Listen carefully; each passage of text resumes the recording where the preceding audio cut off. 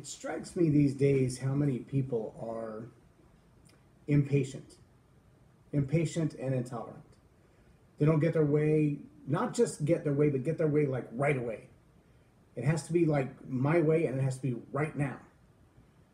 And without that, then we have drive-by shootings and horrible customer service complaints. And patience, I think, is a virtue. But it's more than a virtue. It's like a muscle that we have to exercise.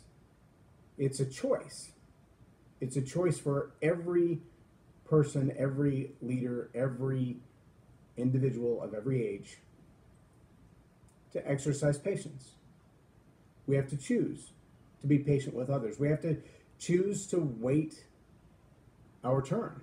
We have to choose to wait on results. We have to choose to wait on fruit. I remember as a kid going to the local, at the time it was the True Value hardware store that also sold trees and plants and things of that nature. And I remember going in there and telling the guy, I want a tree that I can climb on in the front yard. He said, well, how big is the tree you have in the front yard now? And I said, I don't have a tree in the front yard.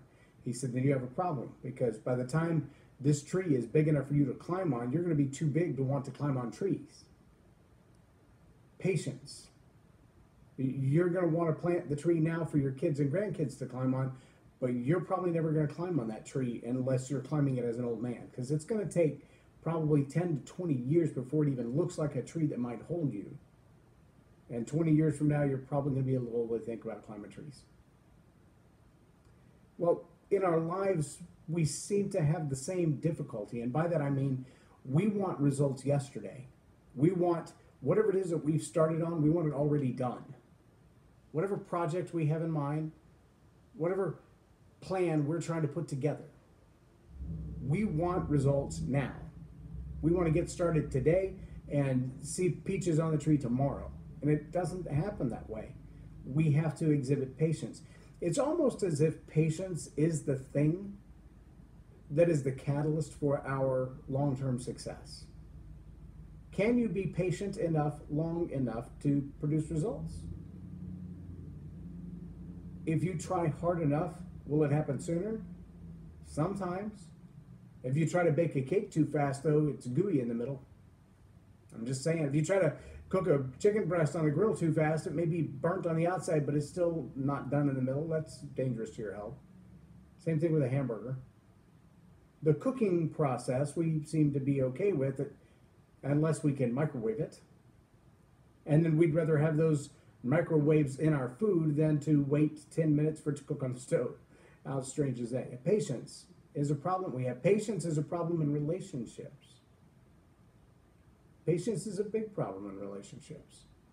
People get short with each other. They say words that they can't take back. They say things that hurt each other. And eventually it just destroys the relationship. Patience could change a lot of that.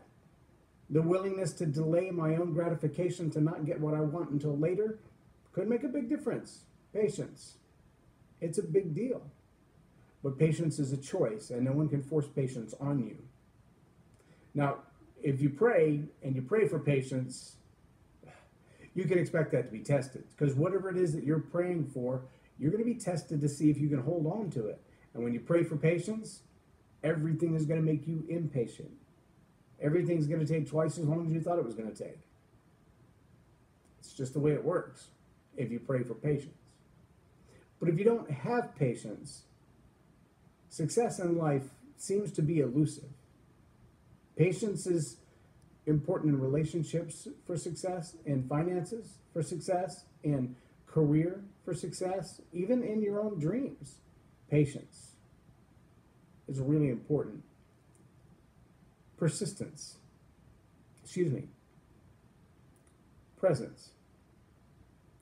Patience and presence.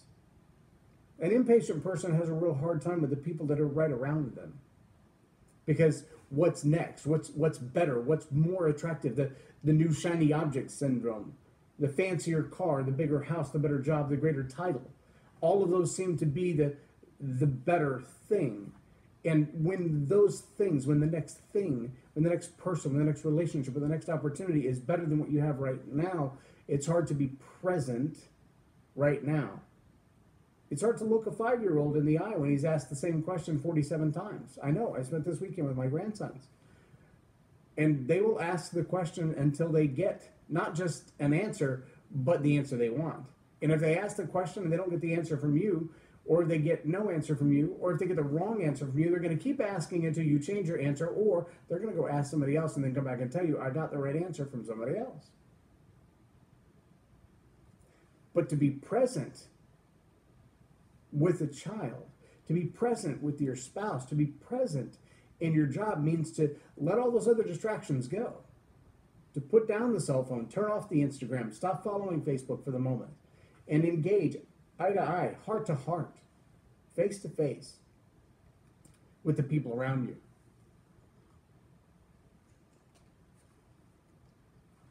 Almost every state now has distracted driver laws.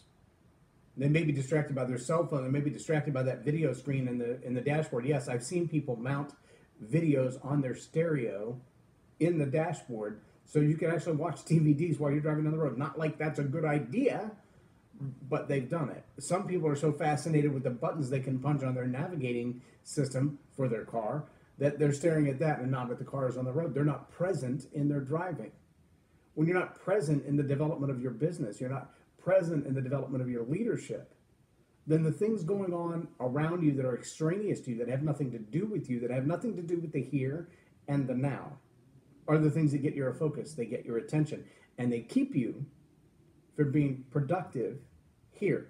Unfortunately, that destination disease, as John Maxwell calls it, that desire that we have to be over there now, that desire to move on to the next thing, that desire to say, I will be successful when I get to this place, get this job, get that house, that car, that is also a lack of patience. So without patience, it's hard to be present, because being present requires that you set everything else aside, you delay the distractions, and you focus in the moment with the person you're talking to, with the task at hand, that your mind isn't wandering, that you're not thinking about the next task.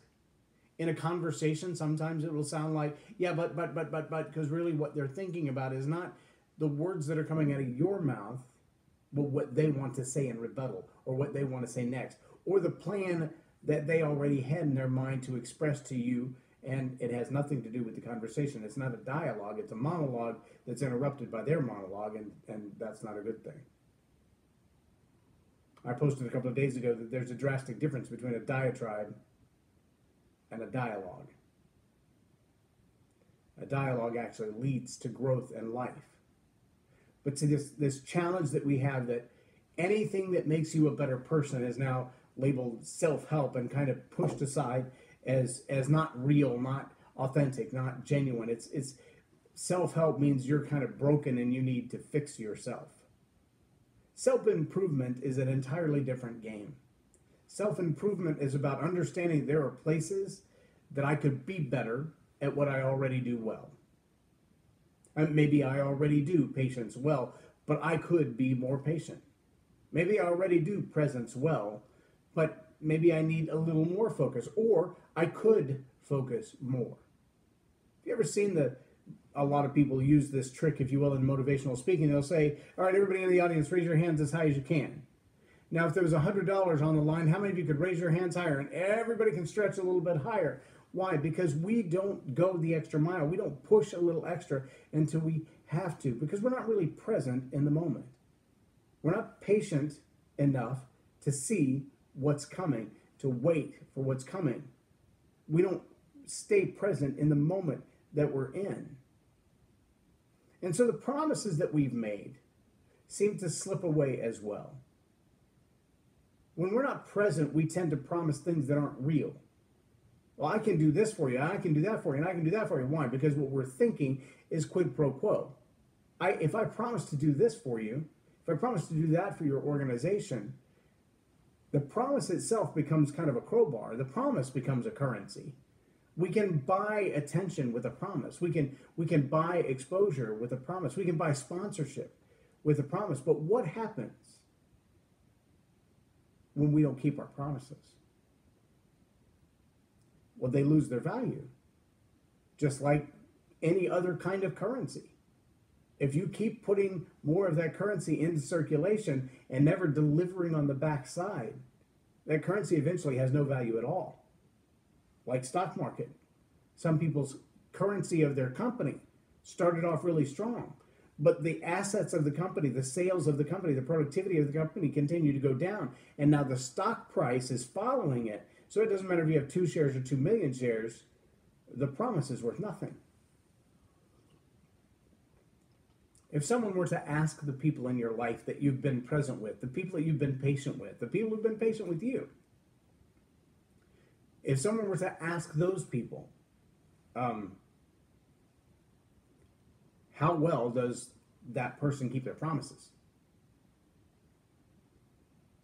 What's a promise worth from you? Is it 1-to-1? If I said it, I'm going to do it. If my word is on it, it's going to happen. No matter what it costs me, because I made a promise. No matter what I have to sacrifice, because I made a promise. No matter what I have to give up, because I made a promise. And who do you make those kind of promises to? Make those kind of promises to yourself about what your income will be in the next 6 to 12 months? Do you make those kind of promises to yourself about what your health will be like in the next 6 to 12 months? Do you make those kind of promises to yourself about what your personal growth will be, what your career move will be, what your investment in education will be? Do you make those kind of promises to yourself, and do you stick to them? Do you make those kind of promises to your kids, to your spouse, to your team, to your students, to your employees? Do you make promises and then not keep them? There's no path to success made by broken promises.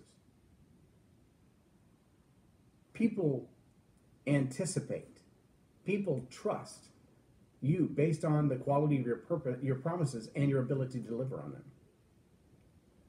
You've got to be very intelligent and very intentional and very present in the conversation that leads you to throw out a promise, to say, man, I know I can back that up. I am 100% confident that whatever I just promised you, I can deliver.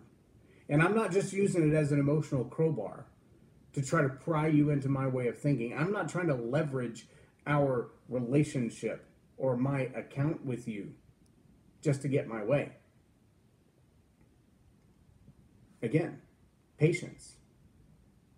Can I patiently wait for the promise of others to be delivered? Can I patiently wait for my own promises to be delivered on? And will I be present enough to know them when they come?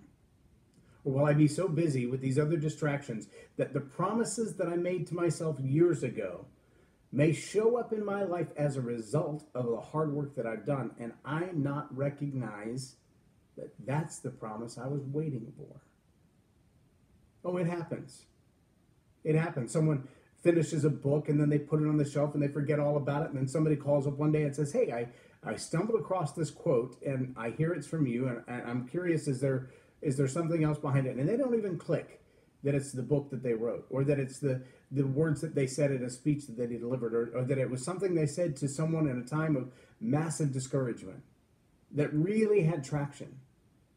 Well, they promised they would never forget those words. They promised they would use those words to change other people's lives. They promised that the peril that they've been in personally, that their own personal tragedies would be applied to help other people's lives get better. But that promise gets forgotten. And we move on with life, and we look back one day and think, well, I thought I was going to do that. I mean, I really felt like it in the moment that was going to be the thing. But we don't stay present with that promise, and we don't exhibit patience toward that promise, and so the promise begins to fade, and we lose productivity as a result. The things that we should be doing to keep the promise, the things that we should be doing because we're present in every moment of our life, knowing what's going on around us, knowing whose lives we impact and how we touch them. When we lose sight of those things, we lose productivity, because all of those things are twisted together, they're braided together, they're wound together in our why and our purpose. All of our promises, all of those things that we've been patiently waiting for, all of those moments that we were present, deeply present in the very moment, all of those things wrapped together create our why and our purpose. We look back on our life and we think, well, why haven't I accomplished writing the 3rd book or the 4th book or the 16th book? Why haven't I accomplished putting together that video series? Why haven't I finished my schooling? Why haven't I looked for another job? And it's because somewhere along the way, our patience faded. We gave up on that thing. We're no longer waiting for it to be better. We're no longer waiting for that opportunity to come. We've lost the ability to be present with the hope and the challenges that come along with that thing we were waiting for. And the promise fades away. Our promise to ourselves has no currency value. The promise of others to us, we treat so lightly that we couldn't care less what they promised us. We take it in one ear and out the other. It's that law of reflection, the law of the mirror. We expect of others what we know to be in ourselves. If I see myself as a promise breaker, if I see myself as a failure, as I see myself as too impatient, it's hard to see patience and presence and promise and productivity in others. And it brings us almost to a paralyzed point where we stop doing what even we could do. Even the low-hanging fruit that we could do, we find ourselves not doing at all. So while we at one time looked way up the hill on the horizon and said, I will conquer that mountain, I will get all the way to the top, I will plant my flag, I will place my destiny at the top of that mountain. And then we realize somewhere along the way that that takes longer than we expected. And it takes more focused concentration. It's really hard to climb a mountain when you're thinking about the donut stand at the bottom of the hill. It's really hard to climb the mountain when you're worried about what your friends are doing at the lake. It's really hard to climb the mountain, to put in the time, to do the hard work, the grind, when there's so many distractions going on in your life. Every little problem that comes up pulls away your entire focus to another problem. Everything you're working on, every project, every plan that you had gets supplemented. It gets taken little bits of your energy, little bits of your productivity away, until there is no productivity. And now you're kind of stuck in the rat race. That mountain begins to lose its luster. The success of having your flag planted at the top of that mountain is a long ago dream. And the daily productivity necessary to see true, honest results is gone. And that one-day book is still half written on the shelf. And that great plan that you have, starting to gather dust. See, there's one key to all of that. There's one thing that you have to have, and it's kind of the bookend with patience. On the one end, you've got to be patient for things to happen that are beyond your control. When those things begin to happen in patience, then you can be present in the moment as they're happening. But you've got to keep your nose to the grindstone. You've got to stay in that grind. If you want the promises that you've made to yourself, the promises you've made to others, and the promises that others have made to you, if you want to see those fulfilled, it's going to take patience. It's going to take presence. Those promises will lead to productivity. And the one thing that keeps that productivity moving is what Dr. John Maxwell calls the big mo, the power of the big mo. It's momentum, and that only comes from persistence. Persistence, otherwise known as long obedience in the same direction. Doing what you know you have to do. You want to gain weight, you've got to eat the right foods. You want to lose weight, you've got to eat the right foods. You want to build muscle, you've got to do the right exercises. You want to trim down, you've got to do the right exercises. And they're not interchangeable. Your goal has certain steps and processes within it, but you can't do those things one time. You can't make a promise and expect it to be fulfilled. It doesn't happen that way. You have to make a promise and then initiate the productivity and stay active with it. And that final bookend on the opposite side of patience is called persistence. See, patience is genuinely waiting for something else to happen that's outside your control. Persistence is you doing your part and understanding what your part is and not letting go of your part. The work that only you can do requires persistence. Without persistence, there is no productivity. Without productivity, the promise isn't coming. And if you can't stay present, the promise will vanish into thin air. You gotta have all 5 P's together. From patience to persistence. You've got to know what you've promised and what's been promised to you. You've got to put in the hours and the productivity to actually get the work done. Go to the gym, build your body, eat the right foods, diet, read, study, go to class, show up on time, put in the effort. You want the pay raise? Be there every time. Come a little early and stay a little late and do better work than anybody else around you. The promises of your life are there. The ones that you've made and the ones that have been made to you. And somewhere in that giant 5 P sandwich, you might find yourself slipping a little bit. Are you slipping in the promises that you made? Are they losing value? Are you slipping in the productivity? You're not showing up to do what only you can do? Are you slipping in the presence that when you're there, you're thinking about the next thing, or you're thinking about the last thing, or you're distracted by this conversation, or you really got your heart in that event or incident and not on what you're doing right now?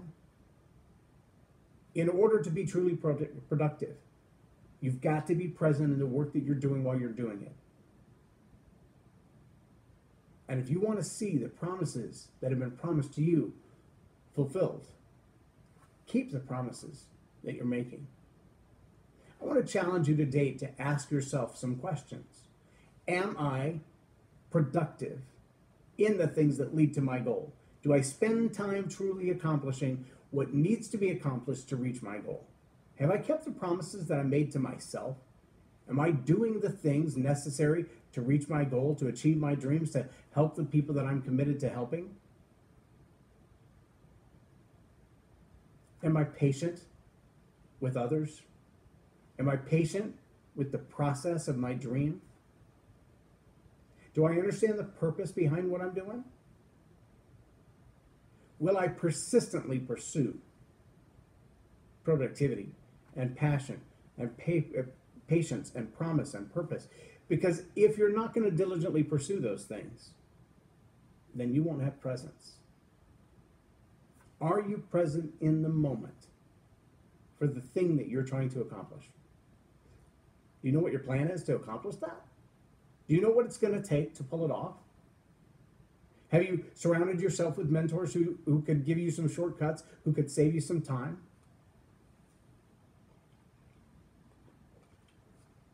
Take some time today and write down those 5 P's. And on a scale of 1 to 10, just grade yourself on those 5 P's. Am I patient? Am I present?